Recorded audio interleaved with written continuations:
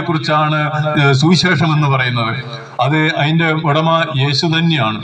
ഇതാണ് യേശു തന്നെയാണ്. അപ്പോൾ നമ്മുടെ ജീവിതത്തിന്റെ അവസ്ഥകളിലേക്ക് നമുക്ക് തിരിഞ്ഞു നോക്കുവാനും നമ്മുടെ ജീവിതത്തെ വിശുദ്ധീകരിക്കുവാനും നമ്മുടെ തിരുത്തേണ്ടവ തിരുത്തിക്കൊണ്ട് നിത്യ ചൈതന്യത്തെ നിറയുവാൻ വേണ്ടിയിട്ട് ദൈവം തരുന്ന അവസരമാണ് ഓരോ വചന പ്രഭാഷണവും. എവിടെയെല്ലാം വചനം പ്രഘോഷിക്കപ്പെടുന്നുണ്ടോ അവിടെയെല്ലാം ദൈവത്തിന്റെ വചനം അങ്ങനെ ഓരോ മനുഷ്യരുടെ അടുക്കിലേക്ക് ചെല്ലും, അവന്റെ അടുക്കിലേക്ക് ചെല്ലും. എന്നാൽ അത് ആ ഉള്ളിൽ കയറണമെങ്കിൽ ഒരു കാര്യം നമ്മൾ ചെയ്യേണ്ടതുണ്ട്. നമ്മുടെ ഹൃദയത്തിന്റെ വാതില് അവനായിട്ട് നമ്മൾ തുറന്നു കൊടുക്കണം.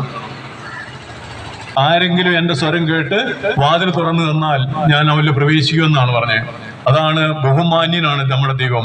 അന്തസ്സുള്ള ഒരു ദൈവത്തിന്റെ മക്കളാണ് നമ്മള്, സ്വർഗീയ പിതാവിന്റെ മക്കളാണ്. ആ അന്തസ് നമ്മളോട് കാണിക്കുമ്പോൾ, ആ മാന്യത നമ്മളോട് കാണിക്കുമ്പോൾ അതേ മാന്യതയോടെ നമ്മുടെ സ്വർഗീയ പിതാവിനോട് നമ്മളും പ്രതികരിക്കണം. അപ്പോൾ നമ്മുടെ ഹൃദയം നമ്മുടെ യഥാർത്ഥ സത്യത്തിന് വേണ്ടിയിട്ട് മനുഷ്യന് വേണ്ടിയിട്ട് ദൈവം ഒരുക്കിയിരിക്കുന്ന ആ നിത്യ സത്യത്തിന് അറിയാൻ വേണ്ടിയിട്ട് നമ്മുടെ ഹൃദയങ്ങളെ നമ്മളൊന്ന് തുറന്നു കൊടുക്കണം. ആ തുറന്നു കൊടുക്കുന്ന സമയത്ത് ദൈവത്തിന്റെ ചൈതന്യം നമ്മളിലേക്ക് കടന്നു വരും. ആത്മാവായ ദൈവം, അരൂപിയായ ദൈവം നമ്മുടെ ഹൃദയത്തിലേക്ക് കടന്നു വരും. അത് നമുക്ക് വലിയ ആനന്ദമാണ്.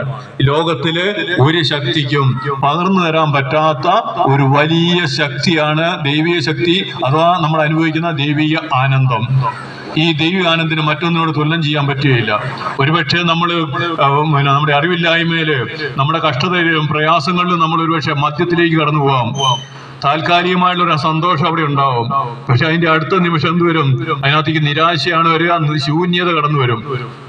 കാരണം അതിന് ഒരു മനുഷ്യനെയും വിശദീകരിക്കുവാനോ ശാശ്വതമായ സന്തോഷ സമാധാനം നൽകുവാൻ ഈ ലോകത്തിലുള്ള ഒന്നിനും സാധ്യമല്ല. കാരണം അത് സൃഷ്ടിയാണ്.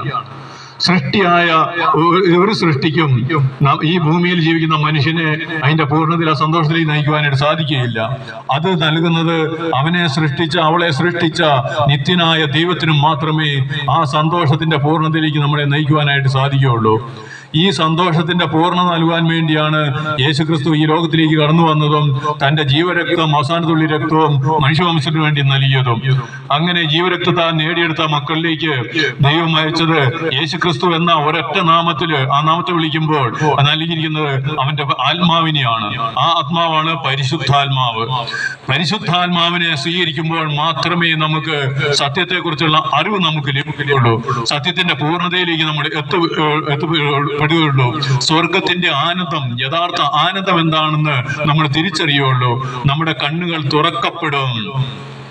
ദൈവത്തെ നമ്മൾ അറിയുമ്പോൾ, ദൈവത്തിന്റെ സാന്നിധ്യം അറിയുമ്പോൾ, വചനം കടന്നു വരുമ്പോൾ